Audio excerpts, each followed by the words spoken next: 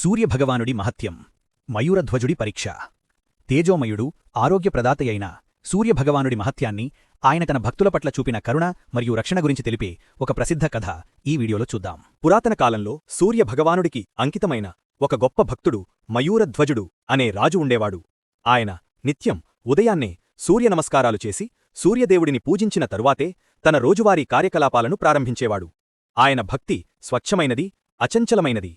రాజదంపతుల ఆపద. ఒకరోజు మయూరధ్వజుడు మరియు ఆయన భార్య కలిసి అడవిలో ప్రయాణిస్తున్నారు. అకస్మాత్తుగా దట్టమైన అడవిలో వారికి ఒక పెద్ద సింహం అడ్డుపడింది. ఆ సింహం భయంకరంగా గర్జించి వారిపై దాడి చేయడానికి సిద్ధమైంది. మయూరధ్వజుడు ధైర్యంగా నిలబడి తన శక్తి మేరకు సింహాన్ని ఎదుర్కోవడానికి ప్రయత్నించాడు. కాని సింహం శక్తి ముందు రాజు నిలబడలేకపోయాడు. ఆ సమయంలో అరణ్యంలో పెద్ద శబ్దంతో ఆకాశం నుండి ఒక దివ్యమైన ధ్వని వినిపించింది. అది యమధర్మరాజు, అంటే మృత్యువుకు అధిపతి స్వరం. యముడు రాజుతో ఇలా అన్నాడు: ఓ రాజా, ఈ సింహం గత జన్మలో ఒక మహాపాపి.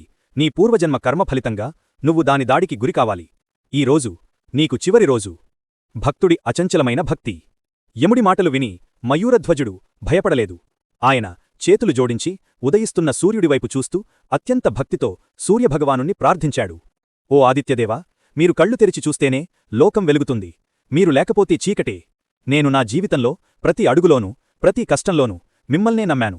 ఈ రోజు నా ప్రాణం పోయినా మీపై నా భక్తి సత్యమైతే, నా సేవ ఈ లోకానికి అవసరమైతే మీరు నన్ను రక్షించండి. రాజు యొక్క ప్రార్థనలో అపారమైన శక్తి ఉంది. సూర్యభగవానుడి మహత్యం. మయూరధ్వజుడు ప్రార్థన పూర్తి చెయ్యగానే తూర్పు దిక్కునుండి వేలాది సూర్యుల కాంతితో సూర్యభగవానుడు ప్రత్యక్షమయ్యారు.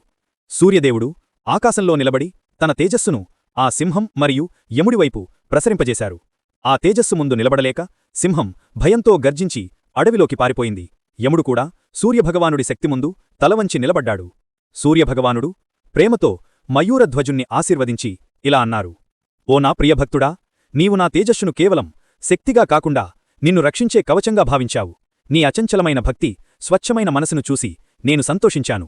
నీకు ఆపద కలిగినా నిజమైన భక్తి ఉన్నప్పుడు నేను నిన్ను ఎల్లప్పుడూ రక్షిస్తాను. నీకు దీర్ఘాయువు, ఆరోగ్యం మరియు రాజ్యసుఖం కలుగుతాయి.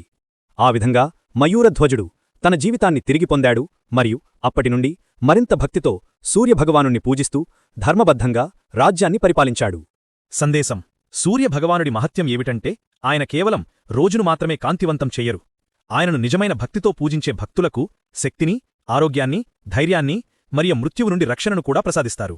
లోకా సమస్తా సుఖినో భవంతు. Thank you for watching video.